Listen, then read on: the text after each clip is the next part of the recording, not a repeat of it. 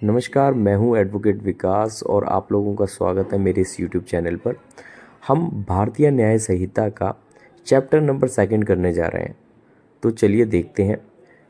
Chapter number second में जो section number 4 है उसमें पनिशमेंट्स के बारे में बता रखा है। तो चलिए देखते हैं सेक्शन क्या कहता है। The punishment to which offender are liable under the provision of this Sanhita are, मतलब कि जो ऑफेंडर होगा इस प्रोविजंस के अंदर जो संहिता में दी गई हैं लाइबल होगा, उसमें पनिशमेंट कौन कौन सी है। सबसे पहले डेथ, ठीक है। Second, imprisonment for life, that is to say imprisonment for the persons natural life, जो उसकी रिमाइंडर लाइफ है, ठीक है। Imprisonment which is of two descriptions, मतलब कि दो दो तरह की जो होती है ना, कारावास होता है। सबसे पहला राइग्रस हो गया, दैट इज़ विद हार्ड, मतलब रिग्रेस का मतलब क्या हो गया, एक तरह से हार्ड, ठीक है। Second simple. D, four feature of property, property को जब्त करना। ई क्या कहता है, फाइन। और एफ कम्युनिटी सर्विसेज, उससे कुछ मतलब कि काम वगैरह करवाना, ठीक है। नेक्स्ट देखते हैं section 5, commutation of sentence of death or imprisonment of for life in every case in which sentence of. पहला क्या है, a, death has been pass the appropriate government may without the consent of the offender commute the punishment for any other punishment provided by this Sanhita. कहने का क्या मतलब हुआ, commutation का मतलब होता है सज़ा को एक तरह से कम करना, ठीक है ना। अगर कोई डेथ का, जैसे कोई डेथ सेंटेंस पास हुआ है, जो गवर्नमेंट होगी, ठीक है, वो क्या कर सकती है, एप्रोप्रिएट गवर्नमेंट जो होगी वो एक तरह से क्या कर सकती है, without consent of offender, offender की कंसेंट के बगैर कम्यूट कर सकती है पनिशमेंट को फॉर एनी अदर प्रोविजन और punishment provided by this act, मतलब कि वो किसी और पनिशमेंट में बदल सकती है अगर गवर्नमेंट चाहे तो, ठीक है। चलिए आगे देखते हैं। Imprisonment for life has been passed, the appropriate government, without the consent of the offender, commute the punishment for imprisonment of other description for a term not exceeding 14 years। मतलब ये कह रहा है कि अगर कोई इम्प्राइजनमेंट फॉर लाइफ है, ठीक है, उम्र कैद की उसकी सज़ा है, जितनी भी पर्सनस की रिमाइंडर लाइफ बची है ना उसकी, मतलब जो उसे सज़ा मिली हुई है, तो जो एप्रोप्रिएट गवर्नमेंट होगी ना वो कम्यूट कर सकती है उसको 14 साल के लिए, ठीक है। जो कि क्या होगा, मतलब 14 साल तक कर सकती है, 14 साल से ज़्यादा नहीं हो सकता उससे कम कर दे, ठीक है। इसमें लिख रखा है डिस्क्रिप्शन फॉर नॉट एक्सीडिंग, ठीक है, 14 ईयर्स, ठीक है। For the purpose of this section expression appropriate government का मतलब क्या होगा, a, in cases where the sentence in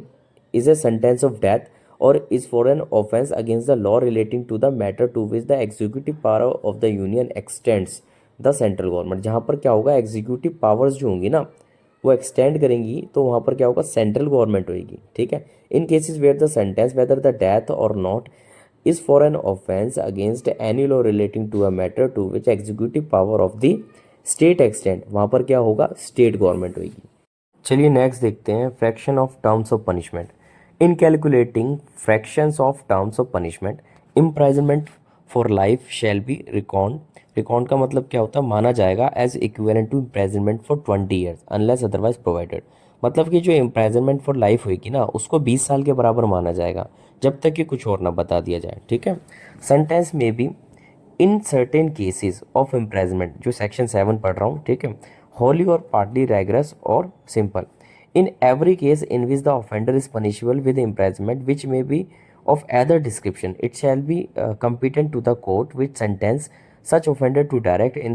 sentence that such imprisonment shall be wholly rigorous, or that such imprisonment shall be wholly simple, or that any part of such imprisonment shall be rigorous or rest simple। कहने का मतलब ये हुआ कि कुछ भी एक तरह से कोई भी सेंटेंस जब सुनाया जाएगा ना इम्प्राइजमेंट से रिलेटेड, तो वो एक तरह से कोर्ट के ऊपर डिपेंड करेगा कि कोर्ट एक तरह से देखे कि उसको पूरा राइग्रेस देना है, ठीक है, या फिर सिंपल इम्प्राइजमेंट रखनी है, या फिर आधी राइग्रेस या फिर आधी सिंपल, ठीक है। तो ये डिपेंड करता है कि कोर्ट उसको किस तरह से देखता है। सेक्शन 8 क्या कहता है, amount of fine, liability in default of payment of fine etcetera. तो 8 का subsection 1, where no sum is express to which a fine may extend,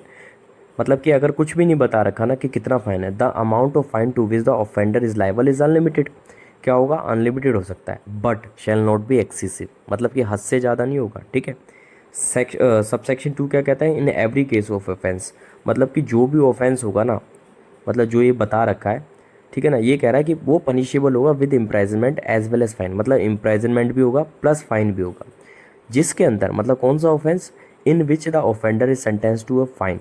मतलब जिसके अंदर ऑफेंस मतलब उसको मतलब एक तरह से फाइन मतलब उसमें लगाया था, ठीक है। साथ में हो सकता है उसको इम्प्राइजनमेंट मिली हो या फिर ना मिली हो, मतलब लेकिन उस पर फाइन तो लगाया था, साथ में इम्प्राइजनमेंट हो भी सकती है और नहीं भी हो सकती, उसमें क्या सज़ा मिलेगी, इम्प्राइजनमेंट एज वेल एज फाइन, मतलब दोनों, ठीक है। अब ये कहता है जो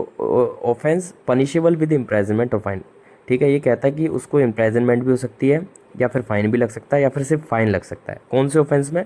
इन which the offender is sentence to a fine, जिसके अंदर क्या है, ऑफेंस को सिर्फ फाइन था, ठीक है, मतलब जिसके ऊपर सिर्फ फाइन लगा था ना, उसके अंदर उसको फाइन ना भरने की क्या सज़ा मिल सकती है, या तो इम्प्राइजनमेंट हो सकती है या फिर फाइन हो सकती है या फिर सिर्फ फाइन हो सकता है, ठीक है। इम्प्राइजनमेंट और फाइन भी हो सकता है। It shall be competent to the court which sentence such offender to direct by the sentence that, ये कहता है कि ये कोर्ट के ऊपर है कि कौन सा सेंटेंस वो देना चाहता है, ठीक है। बाय दैट सेंटेंस, जो सेंटेंस देगा, in default of payment of fine the offender shall suffer imprisonment for certain term, मतलब कि जब डिफॉल्ट ऑफ पेमेंट होगा ना, ये कोर्ट के ऊपर डिपेंड करेगा कि ये वो कौन सा सेंटेंस देना चाहता है, और उस सेंटेंस से क्या होगा, उसको इम्प्रेजनमेंट होगी किसी सर्टेन टर्म के लिए, जिसके अंदर in which imprisonment shall be in excess of any other imprisonment to which he may be sentenced, ठीक है ना, or to which he may be liable under the commutation of sentence. कहने का मतलब ये है, जो उसकी ओरिजिनल पनिशमेंट थी ना, जो भी उसकी ओरिजिनल पनिशमेंट थी, उससे एक तरह से एक्सेस में होगी, मतलब एक एक्स्ट्रा में ये पनिशमेंट इसको मिलेगी, ठीक है, default of payment of fine में, ठीक है। सबसेक्शन 3 देखते हैं, the term for which the court direct the offender to be imprison in default of payment of fine shall not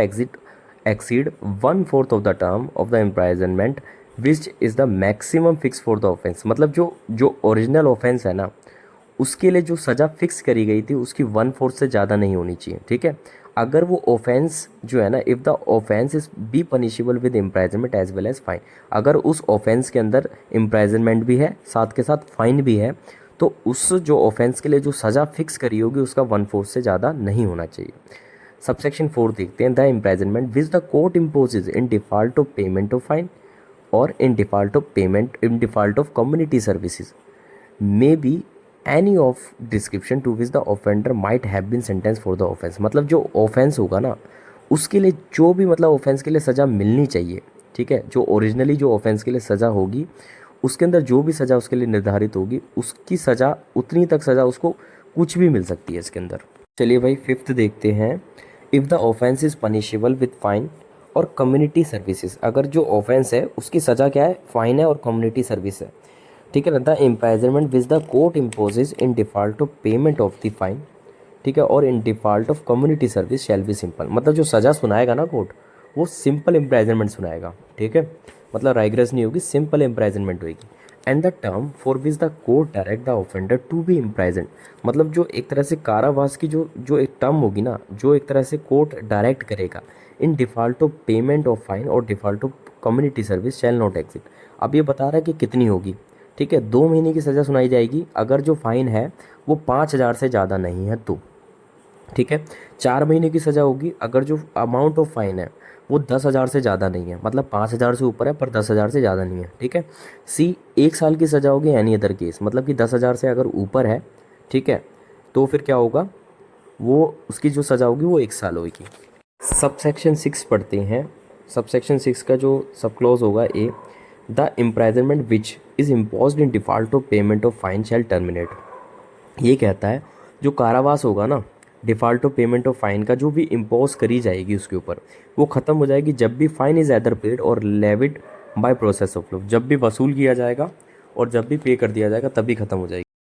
B देखते हैं, if before the expiration of the term of imprisonment fixed in default of payment, जो कि उसकी कारावास का जो period है, जो टर्म उसने मतलब बता रखा है, अगर उसकी एक्सपिरेशन से पहले such proportion of the fine to be paid or levied that the term of imprisonment suffered in default of payment is not less than proportional to the part of the fine still unpaid, the imprisonment shall be terminated। मान लीजिए उसका 6 महीने की सज़ा है, 4 महीने की काट चुका है और 2 महीने उसकी बची है, तो मान लीजिए 2 महीने के बराबर उन्होंने जो फाइन अगर पे कर दिया तो उसकी इम्प्राइजनमेंट ख़त्म हो जाएगी, ठीक है। चलिए इलस्ट्रेशन से समझते हैं, ठीक है। A sentence to a fine of 1,000 rupees and 4 month, imprisonment default of payment, मतलब उसको क्या है कि उसके ऊपर फ़ाइन लगा है 1,000 रुपये का, ठीक है, और 4 महीने की उसको सज़ा है, ठीक है। अब ये कहता है कि 1 महीने की जो सज़ा उसकी होगी वो 250 रुपये के बराबर होगी ना, अगर 1,000 रुपये का फ़ाइन है और 4 महीने की सज़ा है मान लीजिए, ठीक है। तो here if 750 rupees of a fine be paid or levied before the expiration of a 1 month of the imprisonment, A will be discharged as soon as the first month has been expired। मान लीजिए उसने 750 रुपये अगर पे कर दिए, 1 महीना उसका स्टार्ट हो रही है 4 महीने की सज़ा, और उसने 1 महीना होने से पहले ही अगर पे कर दिए 750 रुपये, तो 1 महीना जैसे ही ख़त्म होगा तो 3 महीने की सज़ा कितने के बराबर होगी, 750 रुपये के बराबर जो उसने पे कर दिया, तो उसकी ख़त्म हो जाएगी सज़ा, ठीक है। अब आगे देखते हैं, if 750 rupees be paid or levied at the time of the expiration of a first month or at any time later will while A continues in imprisonment, मतलब अगर उसने 750 रुपये दे दिए 1 महीने के अंदर ही अंदर, या फिर 1 महीना ख़त्म हो गया उसके बाद दे दिए, तो उसको तुरंत ही, ठीक है ना, ए विल बी इमीडिएटली डिस्चार्ज, क्योंकि भाई देखो उसने 1 महीना तो पहले ही कंप्लीट कर लिया और उसके बाद अगर वो सज़ा काट रहा है और उसने 750 रुपये पे कर दिए, तो वो आगे के 3 महीने की सज़ा के लिए पैसे दे चुका है, ठीक है, तो उसको तुरंत ही डिस्चार्ज कर दिया जाएगा। अगर 500 rupees of a fine be paid or levied before the expiration of a 2 month of the imprisonment, मतलब 2 महीने से पहले ही अगर उसने 500 रुपये दे दिया फिर वसूल लिए गए उससे, तो A will be discharged as soon as the 2 months are completed, जैसे 2 महीने कंप्लीट होंगे उसको डिस्चार्ज कर दिया जाएगा, क्योंकि उसने 500 रुपये दे दिए, बाकी के जो 2 महीने और बचे थे उसके। If 500 rupees be paid or levied at the time of the expiration of those 2 month, मतलब कि एट द टाइम, जैसे ही 2 महीने ख़त्म होने वाले थे उसने उसने क्या करा, 500 रुपये दे दिया, और at any later time while A continues in imprisonment, या फिर 2 महीने ख़त्म हो गए उसके बाद वो इम्प्राइजमेंट में था और उसने 500 रुपये दे दिए, तो उसको तुरंत ही क्या करा जाएगा, डिस्चार्ज कर दिया जाएगा, ठीक है। सबसेक्शन 7 देखते हैं, the fine or any part thereof which remain unpaid may be levied at the time within 6 years after the passing of the sentence, जब जैसे ही सेंटेंस पास होगा ना, जैसे ही सेंटेंस पास होगा जो फाइन होगा उसको 6 साल के अंदर ही अंदर क्या होगा, उसको मतलब जो अनपेड होगा उसको वसूला जाएगा। And if under the sentence the offender be liable to imprisonment for a longer period than a 6 year, अगर मान लीजिए 6 साल से ज़्यादा उसको सज़ा हो रखी है, then at any previous to the expiration of the period, जो कि पीरियड होगा ना 7 साल का, उससे पहले कभी भी उससे वसूला जा सकता है, ठीक है। And the death of the offender does not discharge from the liability any property which would after his death be legally liable for his डेप्ट, मतलब कि अगर मान लीजिए वो मर जाता है ना, तो उसकी जो प्रॉपर्टी होगी ना जिसका वो लीगली मतलब जो लाइबल था, मतलब उसकी डेप्ट उससे चार्ज वो डिस्चार्ज नहीं होंगी, ठीक है, जो उसकी प्रॉपर्टी थी उससे डिस्चार्ज नहीं होंगी उसकी लाइबिलिटी, ठीक है।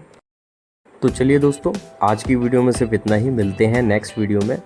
अगर आप हमारे चैनल पर नए हैं तो आप चैनल को सब्सक्राइब जरूर करिएगा, अगर आपको वीडियो पसंद आया तो वीडियो को शेयर जरूर करिएगा और इसको एक लाइक ज़रूर करिएगा।